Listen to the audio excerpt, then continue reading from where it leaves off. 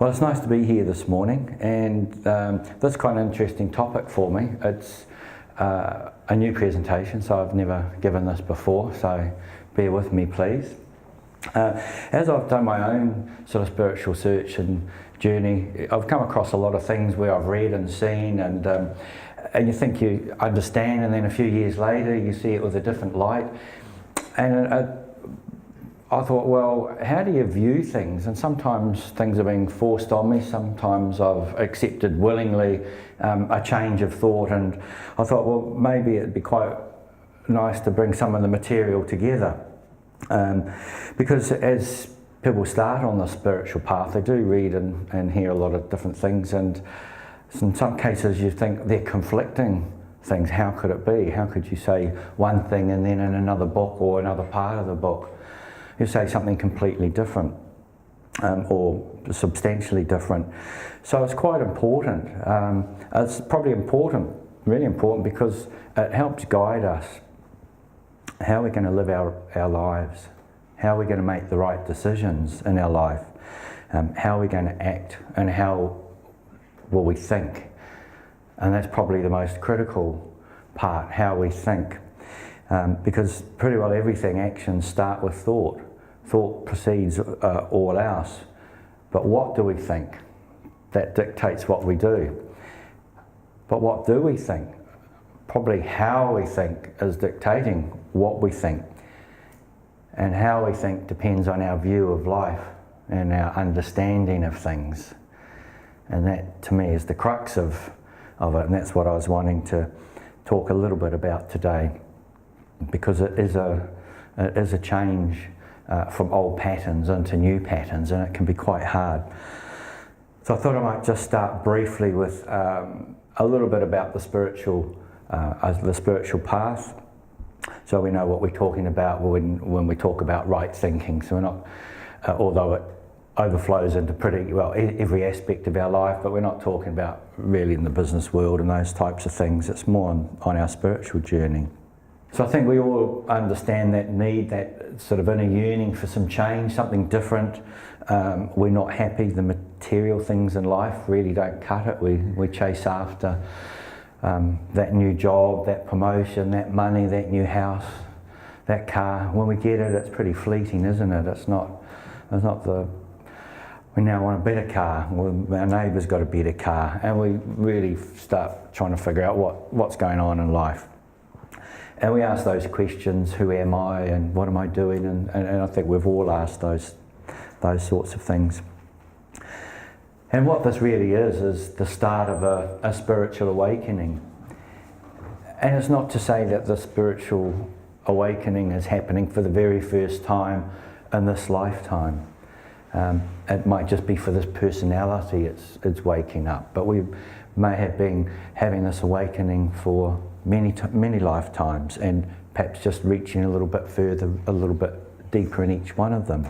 But at some point in this incarnation, there is a sort of a spiritual impetus where our higher self sends down something, a spiritualizing influence perhaps, into our personality, and we grasp hold of that. And our higher aspirations are therefore aroused, and it impels us to ask those questions which we just talked about earlier, to question life, to question things. And with this awakening, sometimes it's just a divine discontent with absolutely everything. It might be an inexpressible yearning for something deep inside. It might be with the nature, it might be ourself. It might be with the infinite, questioning, who is God or Allah or whoever you hold to be in that sort of position. Sometimes it's spurred by dissatisfaction with life. It might be self-shame. It might be a sense of failure in our life. What am I doing? I've reached such and such an age, and what have I achieved? Where am I going? There's got to be something different. So we start to, perhaps in those circumstances, see our own selfishness and our own self-harm, and perhaps harm to others. And sometimes at this stage there's help available. We might just fortuitously meet a teacher, a guru if you will, somebody maybe a bit further down the track than us, who we just think it's a chance coincidence, but I don't think it is really. Sometimes life itself seems to bend aid to you. Things just happen and all of a sudden you found yourself at a conference or a talk, or you know, in a hall somewhere hearing something for the first time that twigs, and you weren't even planning to do that when you got up in the morning. And I think it's really important to respond to some of these things. You shouldn't just dismiss them and go, oh, silly me, because this is the soul trying to touch the personality and make some sort of advances. It's really crying out, saying you've got to change the patterns of your life and start doing something. So no one can really say what spirituality, spiritual life, you'd be here for the rest of eternity trying to figure it out, but you know, some people have put these things in a nutshell, which is quite helpful. Spirituality simply consists in discovering and becoming one's higher, nobler self, and accentuating the highest in motive, speech, and the conduct of life. So that's one definition. And it's that discovery and expression of one's higher self, which is both the immediate and the main purpose in life. Yeah, I think the spirituality actually is the real life, you know. This is the Maya, whatever, the illusion while we're living in the physical form. And the spiritual is where you not only go back to, but it's where you come from. Yeah, we talk about Maya shortly, so we might have a chat at that time. But the expression really is from the higher. As we start learning the spiritual life or living the spiritual life, we have to do it on this plane. Our soul or spirit can't operate here. It needs vehicles, so that's our physical body and our emotions and our intellect, etc. To gain experience in these lower planes, and then filter that in whatever way through back to the soul for soul learning and wisdom. And this is where our growth comes life after life from this. And sometimes the awakening can be accompanied by a mystical experience, and we hear St. Catherine and St. Francis of Assisi, you have these sort of mystical awakenings. Sometimes it's gradually, sometimes it's in the blink of an eye. But the path also has problems on it. So, you know, some people will turn up and think, oh great, it's spirituality, I'm now saved and it's all going to be a bed of roses, but it's really not. Sometimes your life actually gets harder because of it. And Geoffrey Hodson, a well-known theosophist, he was born in England, but he lived a large part of his life here and in Auckland. In fact, he was a member of this lodge and lived up behind us in one of the TS houses there for many years. He said treading the path is a supremely delicate operation. Therefore it is called razor-edged. Motive is everything. I think that's well worth remembering. Motive is everything. A man may be essentially doing good and even spectacular work for the cause and yet be failing all the time, because desire of place and power, egotism and self-satisfaction are in his heart. It is not the important occasions which matter so much, useful though they are. It is the hourly, daily attention to the details of life, to the work and to the character building without desire, which really constitutes treading the path. So we can see here he's talking about the difficulties, but it's also about building the character up. And Annie Besant talks about that quite a bit in some of her books, about the hewing and slaying of the raw rock and granite needs to happen life after lifetimes before you can bring that personality even into the outer temple. So it's really hard work, and it's really critical, important work to try and do it as soon as possible, because as one progresses on the path, even though you might say, oh, well, the successes and etc. are higher, but the falls are so much lower and harder as well, and the expectations on the disciple or the candidate is much higher than those who are on the outside in ignorance. And I think one of the things Jeff was talking about here is the small daily things. It's probably, in some respects, easy to be a hero for the hour and rise to the occasion, but how can we be the hero for every hour? How can we, with all the small things in life, do the right thing and live life with the right attitude? And those small things are important with our thoughts and our attitudes. So how do you react if your boss is being bitterly unfair to you? What will you say if your partner shouts at you or says something you don't like? What if you had this amazing idea and someone stole it from under you? And what would you do? What would you do if you saw someone hitting a dog? And the questions go on. And it depends, how do we view each of these situations? So what is our attitude? How do we respond to them? And that really depends on our view of things, doesn't it? And building one's character up also helps us in our right view, make us more resilient on the path. So when things do go wrong, we won't plummet into the depths of despair. Our right attitude will go, well, that's just the way it is, let's work through it. So there's generally three kinds of values that we hold, and as we go through life, it's quite important to figure out how we're going to live our lives and what impacts us, because everything impacts us, but how are we going to let them impact us? And by studying these principles, it helps clarify our own actions. So the first one is universal values or core values. And these things are enduring. They're time-tested and they apply to all cultures at all times. And they're things like love and peace and harmony and kindness and compassion. It doesn't matter whether you lived 5,000 years ago or 5,000 years from now, these things are enduring. And then we have cultural values. And these just are based on the norms of our culture, the religion, the society that we live in, and they're obviously changing. And sometimes you can do something about it, sometimes you're highly constrained in them. And then there are our own personal values, so each one of us has a different set of these. What sort of friends we make and hobbies and career choices. But all three will impact us quite greatly, and I think we're never going to be a fulfilled person unless our cultural and personal values align with the universal values. So it might be easy in some instances, but if you live in a society that is pretty rough, then the cultural values might mean you're not really truly being able to be who you are. And this slide here just shows some of the values. So the ones on the universal, truth, non-violence, peace, etc. They're pretty self-explanatory. The ones that affect us from without, generally things like religion and tribal community identity, laws, competition, the things that we're squeezed into society and say you must conform.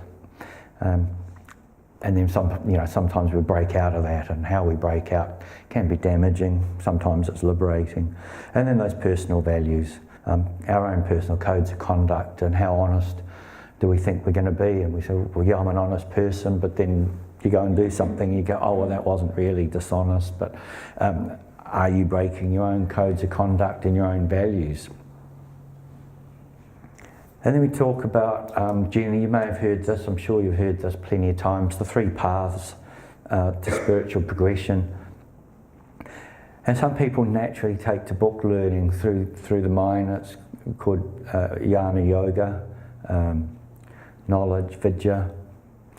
And that learning is great. You need to have it because you need to develop the mind, and the mind will help work through all the right views of life, and you need a certain amount of wisdom and intelligence and knowledge and experience of life. So the mind will help digest all of that and come out with hopefully some really good decisions.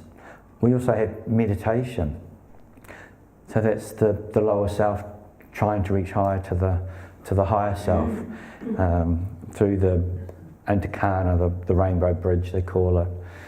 And as we meditate regularly and we get more and more of the power and the influence of our higher self coming through, and we start making perhaps better decisions, better intuition. And then the path of service, so that's really bringing our thoughts and compassion for others. And this is where we start moving from the selflessness to the selfless. And for eons we've built up this me, I, looking after myself, and everything's around my security, my comfort. And when you're having to start thinking of others and be compassionate to others, you start thinking a lot less of yourself. And so after some time and concerted effort, it's not just going to happen naturally, or if it does, it will be over a very long span, eons. So we're trying to force this pace a little bit. And what we find is there's more of a sense of connectedness growing and kinship with others. And we start changing from a person that looks about getting to someone who starts a giving and having a giving nature. There's an accent from the personal to the impersonal. So the personality starts becoming tuned with the soul within. So that's more impersonal. It doesn't mean you're cold or hard. It just means you're not sitting there just making sure your family's okay and your friends are okay. And you're starting to have compassion for everybody, and you're not throwing your own personality into that, saying, well, I think this and I did that. You're not interested in yourself, you're interested in the other person and their problems and issues. And from that, we find a greater kindness develops. Sometimes we adopt a cause, and that helps us with our dedication and the path of service. People will maybe do the Theosophical order of service, or they might work for a church group or something, and that's a really good start, because we're thinking about others rather than ourselves. And as time goes on, there's more of an expansion of our outlook is experienced, and we have a life that's deeper in thought and meditation, and helps understand our conduct and our devotion and welfare and happiness for everybody. And we start developing an increasing sensitivity to life and others. And all of a sudden our consciousness starts to open up, and new realms of experiences are before us. And eventually, or slowly, the lower self starts to reflect what's been going on for a long time inwardly. So for a long time, people will, if you told one of your nearest and dearest, I'm trying to change and be spiritualised my life, and they might come back in a year and go, I've noticed nothing, because they're all very small things, really only known to you. It's that stuff that was the daily minute, the moment by moment stuff, where you had a choice to scoff at someone or give them a moment of compassion. Those are the little choices, and no one really will see that, but they will slowly add up, and then, not that you're looking for it, but one day your loved one might go, oh, I have noticed a bit of a change in you lately, and what that means is starting to permeate through the lower personality, which is really a sign for you as well that something's happening. Your efforts are getting traction, so keep going, it's worthwhile. We find in the ancient sacred scripts of the Hindus some really, really interesting theosophical information. And in the Vedas, which are really old, and no one really knows when they were created. They've been going for thousands of years, but they were sort of written down maybe 1,200 years ago or something like that. And there's four main books: the Rig Veda, the Sama Veda, the Yajur Veda, and Artha Veda. And these were just handed down verbally, but as I mentioned, they were written down by an amazing guy called Vyas, and he scribed them. And he's the author of the Mahabharata, which is that great Indian epic, which is probably about 7 times as large as Homer's Odyssey. They actually made a program in India about that, this massive series, and the whole of India came to stop, and even the Prime Minister's watching every time a new episode of the Mahabharata came on. And out of that fantastic book, which has got some amazing stories, comes that gem, the Bhagavad Gita. It's an amazing little book. And that's like the pearls, so people get wrapped up in the story and then they slip into this amazing knowledge just as part of the story. And that's where that came from. So at the end of the Vedas, out came the Upanishads, and they were written over hundreds of years. And what they are commentaries on the Vedas. And there's probably over 200 of them. And the Upanishad, just Upa means near, knee, down, and sad or shad, to sit. And it just means a group of people sitting down near the feet of the teacher or the guru, listening to the stories. And that's what's called revealed literature, which is utterances from the illuminated sages. And this is where we get these from. And they're basically a philosophical texts, and they delineate concepts within Hinduism, which includes notions of the soul, reincarnation, karma, Brahman, liberation, etc. They're wonderful.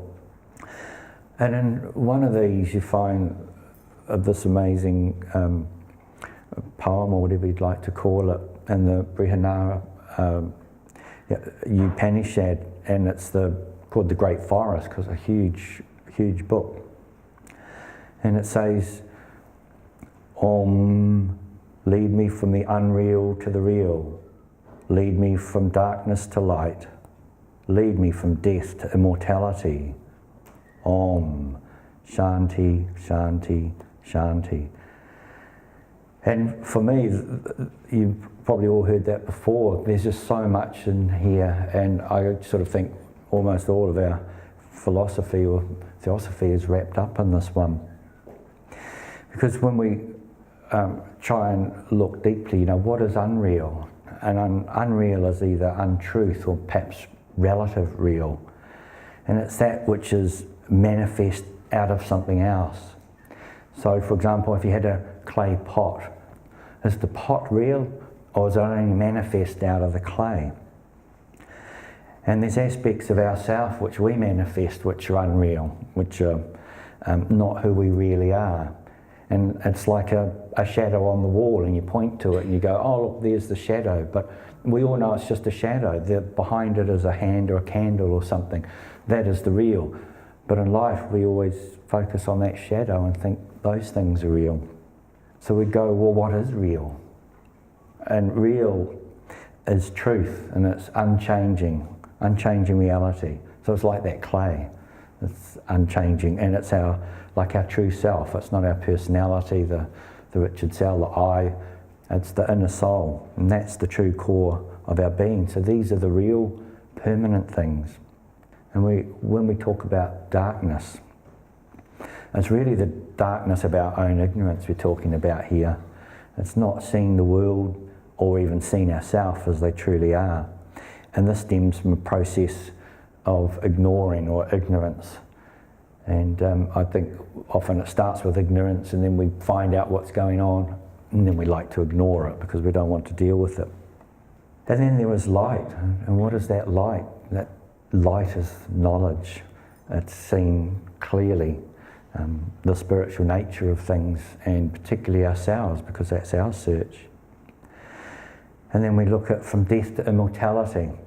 Well, what do we mean by death? Really only that which is temporary, that which is mortal, that which decays and goes away. And therefore, what is the other side of the coin, or mortality? That's what is eternal, what is not subject to death, what's not subject to decay. And so we can see that when we talk about right seeing and right understanding, we often talk about from unreal to the real, and people will say, oh yeah, well this world is, it's unreal, it's all Maya, but it's, it's not Maya, it's not illusion, we are here. the universe, the Logos, spent an incredible amount of effort to get us on the, making the planets, having our bodies, having all of this going on. It's not for nothing. It's not a joke. So we think it's not Maya. It's our really understanding that we often think it's the end result. That's all there is, and that's where we talk about, the illusion of life and power and fast cars and all those sorts of things. And we often refuse to see how things are. We willingly and stubbornly don't see how they are, and so we get bewildered and we wonder, how do we make sense of the world? And that's often where it starts. And if you look at some of the extremists around, they're under Maya because they're under a tangle of their own web of delusion and misunderstandings. And if you take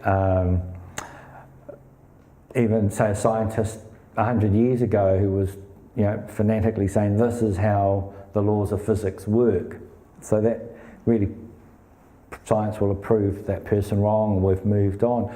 So they were under a delusion of Maya at their time for those conditions. And really it's only brought about by our imperfect vision of things, the way we're viewing things. And so when we come to help trying to understand how to view things, I think the Buddha's Four Noble Truths is probably a really good place to start. So the first truth is often translated as, life is just suffering, and that puts people off straight away and they close the book and off they go. But really it's talking about things that are temporary and conditional will be suffering, but even things that are pleasurable are still temporary and conditional. And so related to nature, everything's pretty impermanent, and the Buddha taught that before we can understand life and death, we actually must understand the self. And the second one is the cause of suffering, and that cause really is our thirst for desire. We want things, we want that loved one, we want money, we want security in life. There's a million and one thirsts for what we want, and of course once you get them you want more, don't you? And the attachment's not just to physical things, but it's also to ideas and opinions about ourselves and the world around us. And so we end up growing quite frustrated because the world doesn't behave as we want it to behave. And the Buddha's teaching on karma and reincarnation really is closely related to the second noble truth. And the third one is how we end suffering. So sometimes it's been talked about, the Buddha is the physician diagnosing an illness and prescribing a treatment. The first one tells us what the illness is, the second about what causes the illness, and the third holds out hope for a cure. So the Buddha taught through diligent practice we can put an end to the craving, we can get off this wheel, this hamster wheel, and end up in enlightenment in the body or awakened state, and which exists in nirvana. And the fourth one, we go, okay, that's great, how do we do it? And so this is the prescribing the treatment for us, if you like, and it's the Eightfold Path. And the Buddha said it's no use just believing this stuff, you actually have to go out and do it. It's no good having a meal in front of you, you've got to reach your hand out and partake and eat that meal. And so the Noble Eightfold Path, and the very first one, and I think rightly, is right view or right understanding. And this is a highly significant step on the path as it relates to trying or attempting to see the world as it really is, and everything as it is, not as we want it to be, not as we believe it to be. And that is a very hard thing to do. And we can do it sometimes, but the idea is to be able to do it all the time. The second one is right intent. And this step is where we actually start becoming committed to the path. So the right understanding shows us what life is really about and our problems, etc. Right intent urges us to decide what our heart wants. And it comes from the heart and involves recognising the equality of all life and compassion. And that begins with ourselves. And right intent is about persistence and passion on the journey. It's no good just starting and doing it fits and starts. So we need to be pretty committed and wanting to do this. And it's a really long-term sort of journey. And then we have right speech, which is another step on the path, and we often underestimate the power of the spoken word, and we often regret sometimes the things that we've said in haste. So right speech really is a recognition of truth and awareness of the impact of what we've said on people and idle gossip and those sorts of things, because it can take a long time to heal those wounds. So it's really a commitment to ourselves to speak, is it right, is it compassionate, is it true, those sorts of things. And then we have right action, which is really the 5 precepts the Buddha gave: not to kill, steal, lie, avoid sexual misconduct, not to take drugs and other sorts of intoxicants. And this also includes the wider environment, so like perhaps safeguarding nature for future generations as well. So it's not just about this generation. And right livelihood is just about earning our living in a harmless way. So the Buddha was said, well, you probably wouldn't be a liquor store owner or a gun owner or a butcher or something like that if it involves harm to people or to animals and to nature in a large way. And right livelihood is why a lot of the monks are always set doing chores and those types of things, just to remind them of doing the right things as their livelihood. And right effort is really cultivating that enthusiasm and passion to stay on the path and be balanced as well. Sometimes people jump on the path and they also almost become fanatical. And it's like, the Buddha said the middle way, so you don't want to be like a string on a guitar. It doesn't want to be too roundly tight, but it doesn't want to be too loosely tight either. And right mindfulness really is, sometimes it's a little bit tricky to grasp. It's just being aware, living in the moment. Often we are constantly planning for the future and trying to manipulate positive circumstances, and then other people are quite melancholy and they just remember the glory days and how it used to be. How many of us actually are living right here and now, listening to the trees rustling, the people that we're with, actually listening to them? Our minds are normally all over the place. So it's been in that moment. And then right concentration really is the lead up for meditation, and it's just about being able to concentrate our thoughts on one particular aspect and hold that thought there. And this helps with when we start talking about conditioning, being able to keep our mind on something instead of flitting it back and forth. And there's a great little book called At the Feet of the Master, and this was written by Jiddu Krishnamurti when he was only 16 years old. And he has 4 qualifications. You can read the book, in an hour really. It's a wonderful book. And the very first one is discrimination, viveka.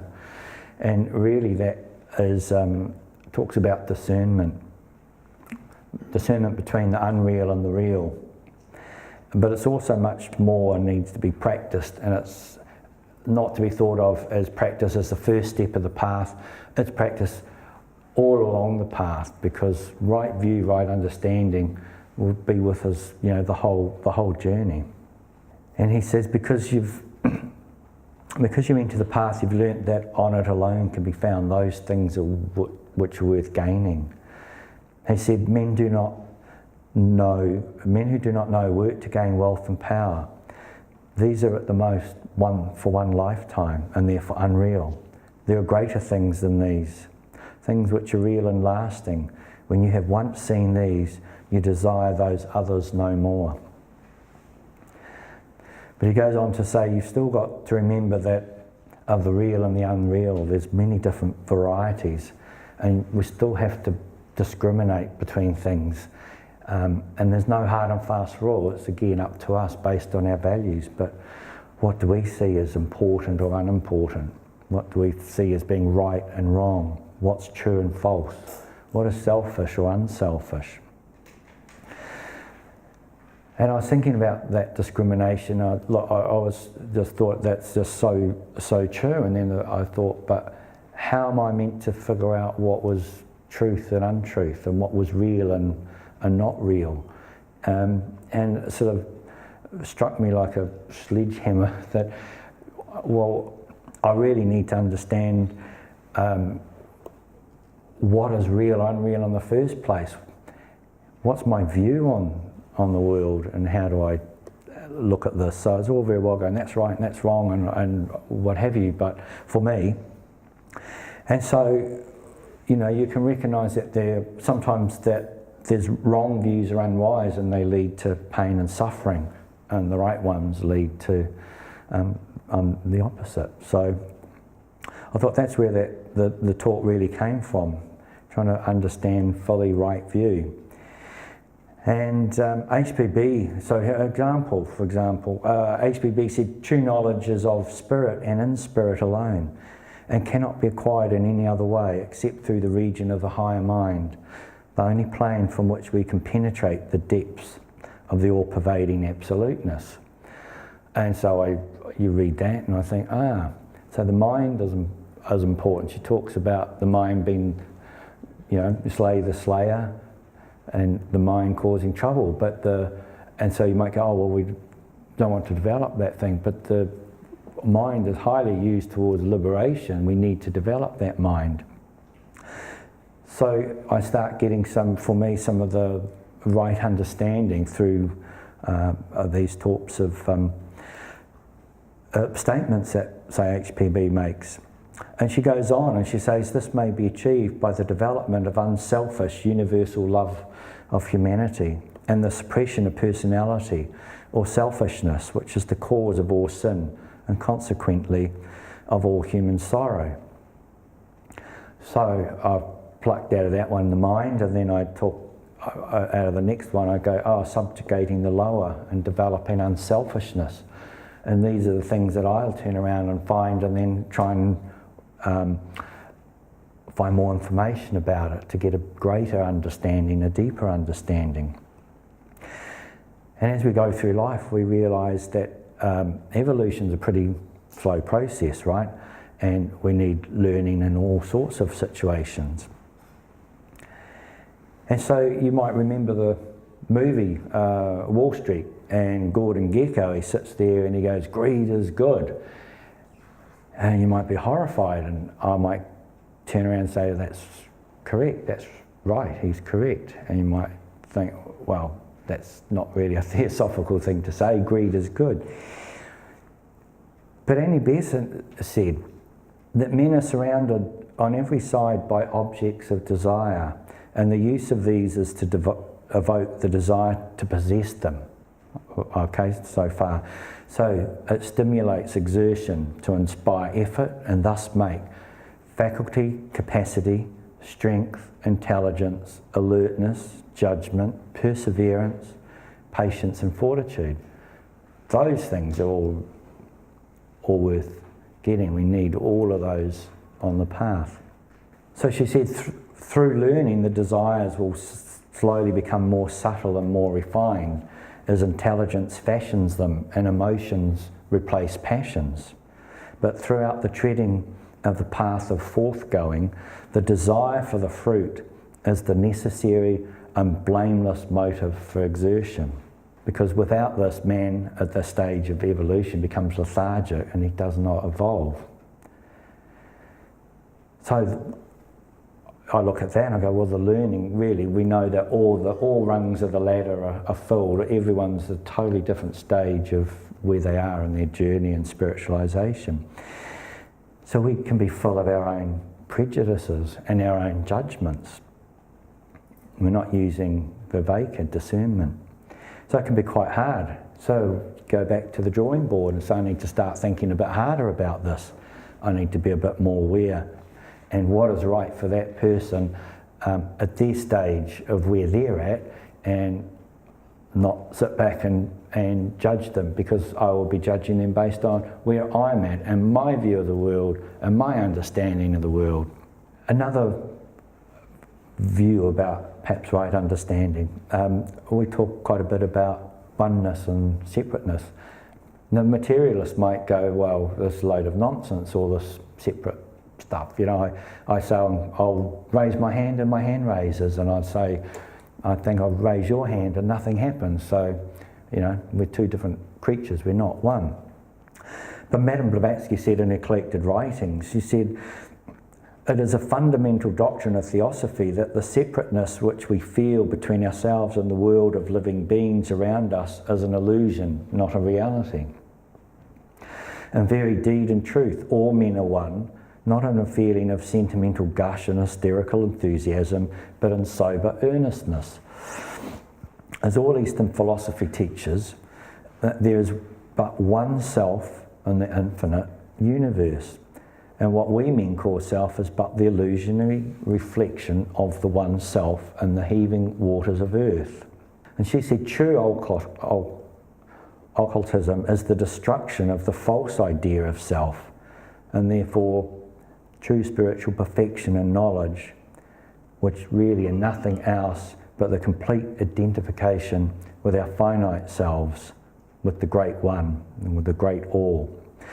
It all follows, therefore, that no spiritual progress at all is possible except by and through the bulk of humanity. So there's some pretty good learnings in there about how we see the world. So if humanity is going to progress, it's only going to progress through each one of us, and as we raise ourselves individually, we're actually raising the whole of humanity as we go along. So sometimes it's hard to understand how we undertake some of these transformations. And the Master M gave to Madame Blavatsky the most wonderful, inspiring poem called The Golden Stairs. And it starts off, a clean life, an open mind, a pure heart, an eager intellect, an unveiled spiritual perception. So if we look at those, an open mind, we talked about using the mind before and being free. An eager intellect, we can't do this without the mind. An unveiled spiritual perception. Unveiled, I think, should be underlined and put in bold. Because a mind that's bound by prejudice, dogma, rigid and thought forms, probably acquired through many lifetimes, no doubt definitely when we were young, this mind still holds us all prisoner. And it can never discern a wider view, a wider path, which leads to unfolding of consciousness and one day adeptship.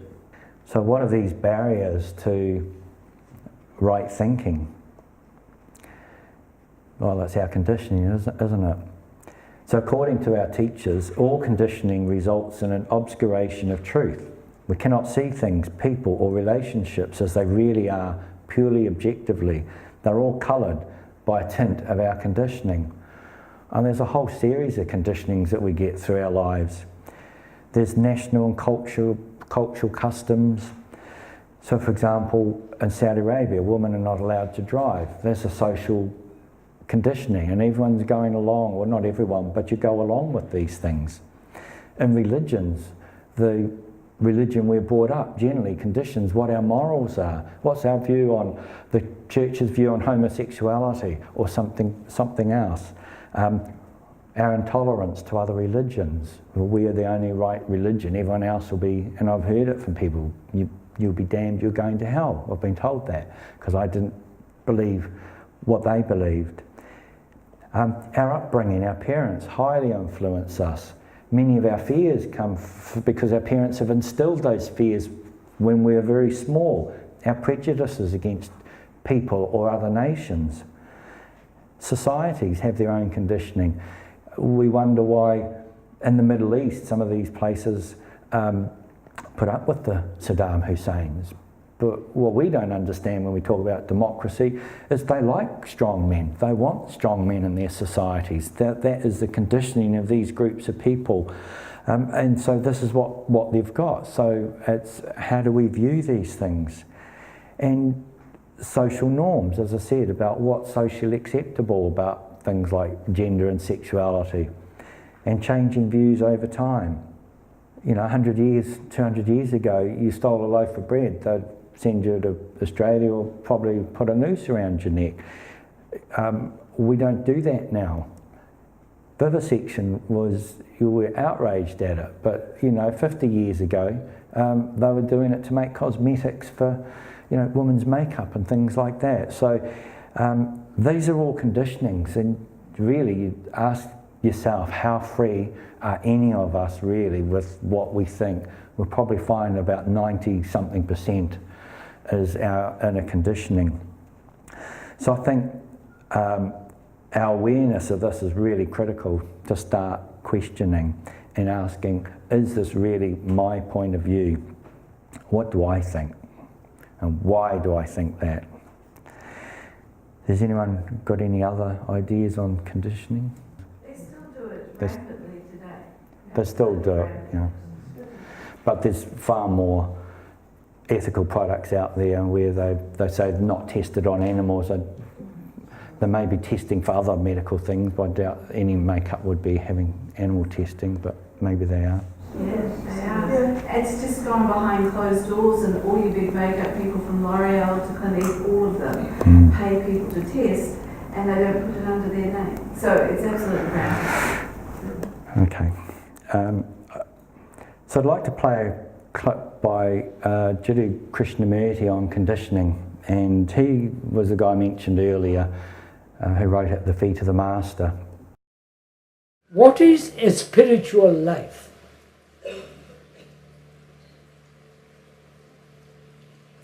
What is a spiritual life? A religious life.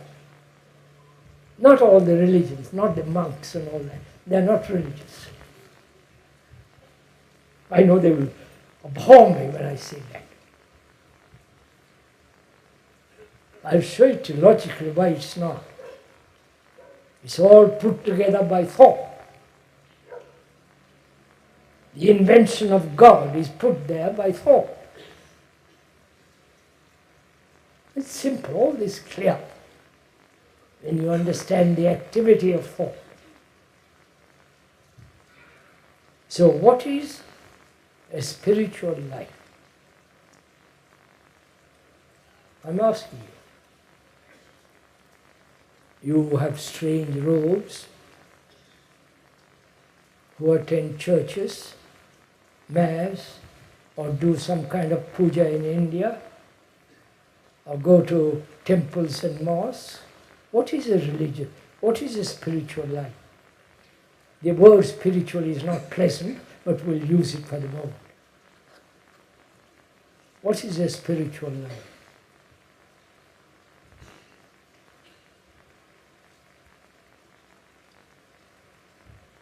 Would you say spiritual life is a life of total freedom?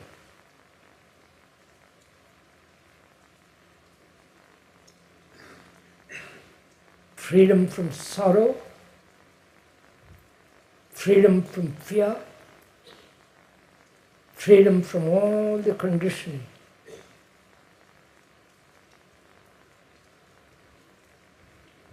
Right? to be free.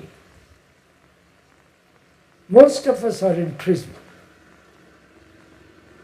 Prison of our own making, of ideas, or other people's concepts, their own prejudices, their own experience. They're like bars that hold us in prison. Most of us are slaves to tradition. Slaves to some kind of belief, faith, or to experience. To be totally, completely free of all that.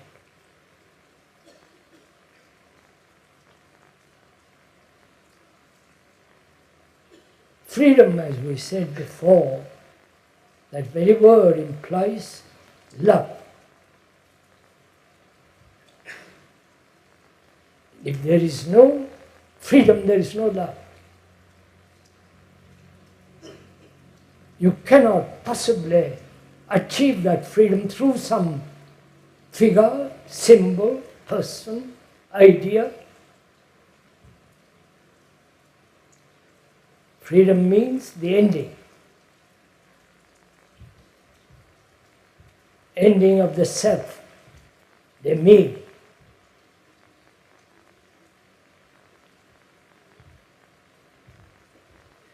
The images I have about myself.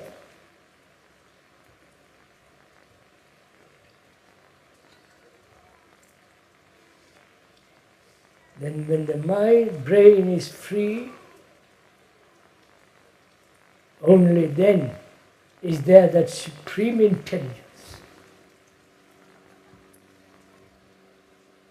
Not all the rituals, all the all the trivialities, for God's sake. Sitting in a posture, meditating, breathing, you follow?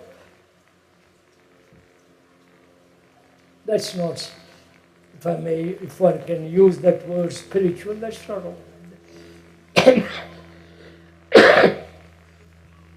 That's all the movement of memory and thought.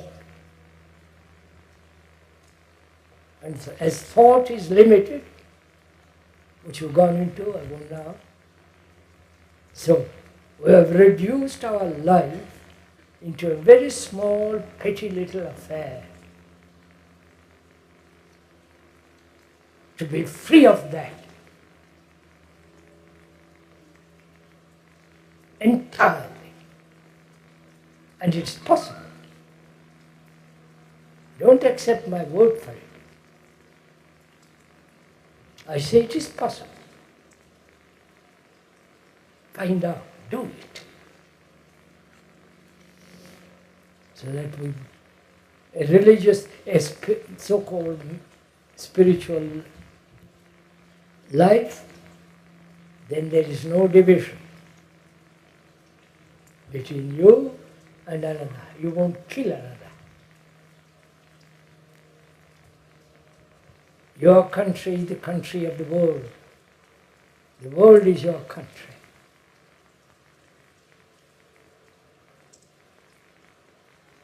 The world is your religion. It means you belong to no religion. Living a spiritual life, a life that is holy.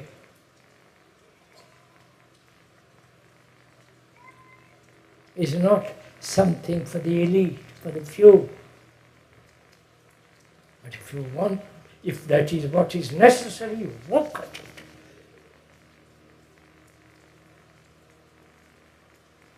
Not pretend and all kind of nonsense. So a religious mind, a religious human being, one that doesn't belong to any religion,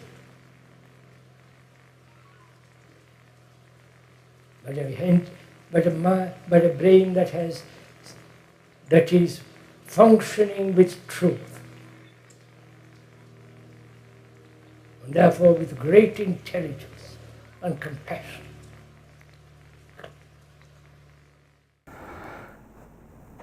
So I think I was going to have a bit of a discussion here, but I know we're running out of time. He's talking about freeing us up from our conditioning and our right thinking, belonging to the world, and not our country is the world, our religion is the world.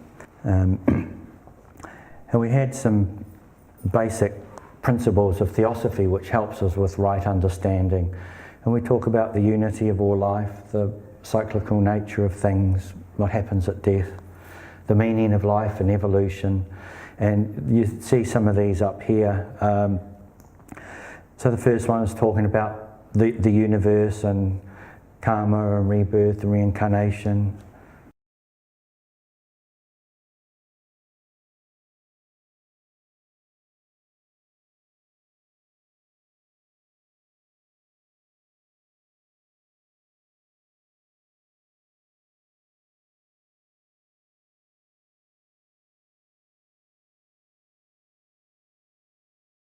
The second one is talking about the principles of man. We're talking about altruism and living a selfless life, living for others.